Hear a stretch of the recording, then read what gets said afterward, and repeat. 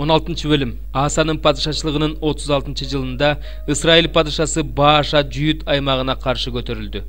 Жүйүт падышасы Асага эч ким өтүп кетпесин деп Бааша Раманы кура баштады. Аса Теңирдин үйү менен падыша үйүнүн казынасынан алтын күмүштөрдү алып чыгып, Дамаста жашаган Сирия падышасы Бенадатка жөнөтүп, мындай деп айттырды: "Менин атам менен сенин атаңдын ортосундагыдай экөөбүздүн ортобузда да тынчтык келишими болсун. Мен сага алтын күмүш жөнөттүм. Исраиль падышасы Бааша менен түзгөн келишимиңди буз. Ал менин жанымдан артка чегинсин." Бенадат падыша Асанын тилин алып, өз аскер башчыларын Исраилдин шаарларына каршы жөнөттү. Алар Ион, Дан, Абел-Майымды жана азык түлүктөрүнүн баары сакталган Напталы шаарларын талкалашты. Бааша бул тууралуу укканда Раманы курууну токтотту. Ошентип ал өз ишин токтотту. Аса падыша жүйүттөрдүн баарын чогултуп, Баашанын курулуш үчүн колдонгон таштар менен жыгаштарын Рамадан ташып кетти да алардан Гиба менен Миспаны курду. Ошол учурда көрөгөч Ханани жүйүт падышасы Асага келип ага мындай деди: "Сен өз Кудай Теңириңе таянбай, Сирия падышасына таянгандыгың үчүн Сирия падышасынын аскерлери колуңдан качып кутулуп кетти. Эфиопиялыктар менен луптуктар сага караганда күчтүү эмес беле? Алардын майдан арабалары менен атчан аскерлери сансыз көп эмес беле?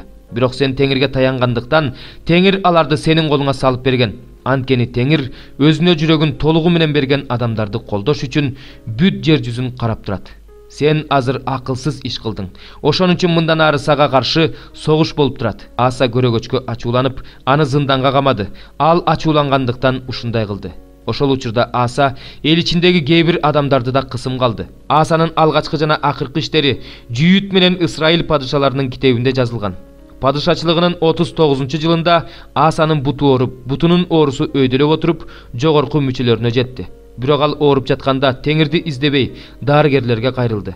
Ошентип Аса көз жумуп, ата-бабаларына кошулду. Өз падышачылыгынын 41-жылында көз жумду. Аны Дөөттүн шаарына өзү салган мүрзөгө коюшту. Аны жыпар жыттуу заттар ар кандай майлар коюлган орунга жаткырышты.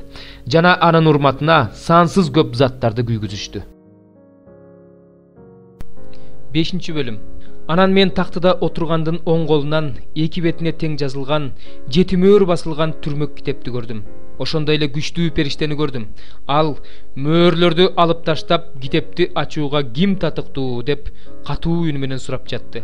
Бирок асманда да, жерде да, жер астында да ал китепти ачууга, анын ичин кароого эч ким табылган жок. Ошондо мен ал китепти ачып окууга, атүгүл анын ичин кароого татыктуу эч ким табылбагандыгы үчүн аябай ыйладым. Ошондо аксакалдардын бири мага мындай деди: "Ыйлаба, мына Жүйүт уруусунан Дөөттүн тукумунан чыккан арстан жеңип чыкты. Мына ошол 7 мөөрдү алып таштап, китепти ача алат." Анан мен тактынын 4 тирүү жандыктын жана аксакалдардын ортосунда мууздалган сыяктуу козу турганын көрдүм. Анын 7 мүйүзү жана 7 көзү бар экен. Алар Кудайдын бүт дүйнөгө жиберген 7 руху. Ошол козу келип тактыда отургандын оң колунан китепти алды. Ал китепти алганда 4 тирүү жандык жана 24 аксакал козунун алдына жыгылышты. Алардын ар биринде гусли жана жыпар жыттуу затка толгон алтын чөйчөктөр бар эле. Ал чөйчөктөрдөгү жыпар жыттуу зат ыйыктардын сыйынуусу. Анан алар мындай жаңы ырырдашты: "Сен китепти алууга, анын мөөрлөрүн ачууга татыктуусуң. Анткени сен мууздалдың. Өз каның менен ар бир уруудан, ар бир тилден, ар бир элден жана ар бир улуттан бизди Кудайга сатып бердиң. Бизди Кудайыбызга падышалар жана ыйык кызмат кылуучулар кылдың. Биз жер үстүндө падышачылык кылабыз." Анан мен тактынын, тирүү жандыктардын жана аксакалдардын тегерегинен көптөгөн периштелерди көрдүм. Алардын үндөрүн уктум. Алар миңдеп, миң түмөндөп саналат экен. Алар катуу үн менен мууздалган козу бийликке жана байлыкка, даанышмандыкка жана кудуретке ээ болууга, урматталууга, даңкталууга жана макталууга татыктуу деп айтып жатышты. Ошондо мен асмандагы жана жердеги, жер астындагы жана деңиздеги, бүт дүйнө жүзүндөгү тирүү жандыктардын баарынын тактыда отурган жана козу түбөлүккө макталсын, урматталсын, даңкталсын жана бийлик кыла берсин деп айтышканын уктум. Ошондо 4 тирүү жандык омийин дешти. 24 аксакал болсо жерге жыгылып түбөлүк жашоочуга таазим кылды. Захария Birinci bölüm. Дарийдин падышачылыгынын 2-жылында 8-айда Ыда уулу Берекия уулу Захария пайгамбарга Теңирден мындай сөз болду. Теңир силердин ата-бабаларыңарга катуу каарданды. Ошондуктан сен аларга айт. Себайот Теңир мындай дейт да, мага кайтып келгиле дейт Себайот Теңир. Ошондо мен да силерге кайтып келем дейт Себайот Теңир. Ата-бабаларыңардай болбогула. Аларга мурунку пайгамбарлар мындай деп айтышкан. Себайот Теңир мындай дейт: кыянат жолдоруңардан, жаман иштериңерден кайткыла. Бирок алар тил албай, мага кулак салбай коюшкан дейт Теңир. Ата-бабаларыңар азыр кайда? Пайгамбарларыңарчы? Алар түбөлүк жашамак беле. Бирок өзүмдүн кулдарым пайгамбарларга осуят кылган сөздөрүм менен чечимдерим силердин ата-бабаларыңарга жеткен жок беле. Алар кайрылып, Себайот Теңир жолдорубузга жана иштерибизге жараша бизге эмне кылууну чечсе, ошону кылды деп айтышкан. Дарийдин падышачылыгынын 2-жылында 11-ай Шебат айынын 24-күнү Ыда уулу Берекия уулу Захария пайгамбарга Теңирден мындай сөз болду. Мен түндө мындай көрүнүш көрдүм. Капчыгайдагы мирта дарактарынын арасында жээрде ат минген бир киши туруптур. Анын артында жээрде тору жана боз аттар бар экен. Ошондо мен булар кимдер мырзам деп сурадым. Ошондо мени менен сүйлөшкөн периште мага булардын кимдер экенин мен сага көрсөтөм деди. Анан мирта дарактарынын арасында турган киши булар жер үстүн кыдырып чыгууга Теңир тарабынан жиберилгендер деди. Ошондо алар мирта дарактарынын арасында турган Теңирдин периштесине: биз жер үстүн кыдырып чыктык. Бардык жерге эл отурукташыптыр. Бүт жер тынч экен дешти. Ошондо Теңирдин периштеси: Себайот Теңир, Иерусалимге жана Жүйүт шаарларына качанкыга чейин ырайым кылбайсың? Сен аларга 70 жылдан бери каарыңды төгүп келе жатасың деди. Ошондо мени менен сүйлөшкөн периштеге жооп кылып, Теңир жакшы сөздөрдү, соорото турган сөздөрдү айтты. Анан мени менен сүйлөшкөн периште мага мындай деди: жар салып айт, Себайот Теңир мындай дейт: мен Иерусалим менен Сионду чоң кызганыч менен кызганып жатам.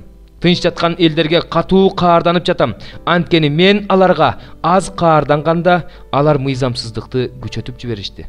Ошондуктан Теңир мындай дейт: мен Иерусалимге ырайым кылуу үчүн кайтып келдим. Иерусалимге менин үйүм курулат дейт Себайот Теңир. Жер ченегич аркан Иерусалимдин үстүнөн тартылат. Дагы мындай деп жар сал: Себайот Теңир мындай дейт: менин шаарларым кайрадан байлыкка толот.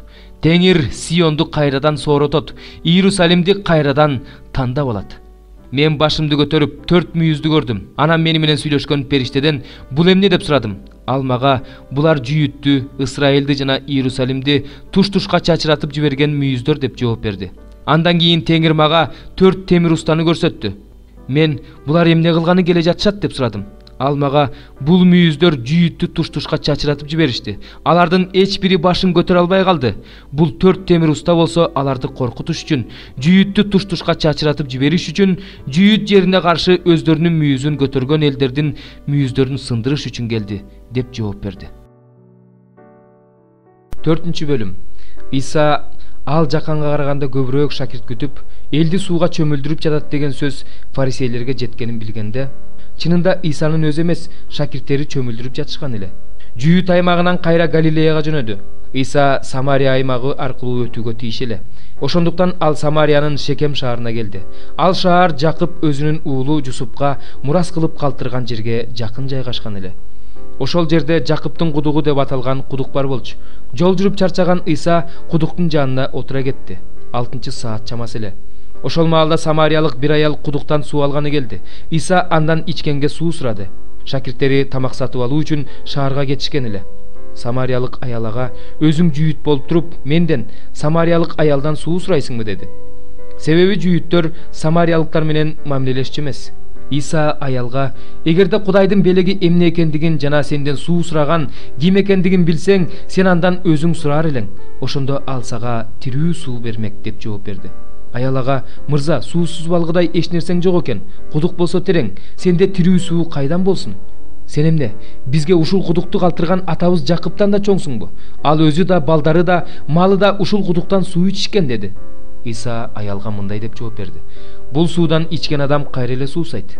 Ал эми мен берген суудан ичкен адам түбөлүк суусабайт. Мен бере турган суу анын ичинде түбөлүк өмүргө агып баруучу булак айланат.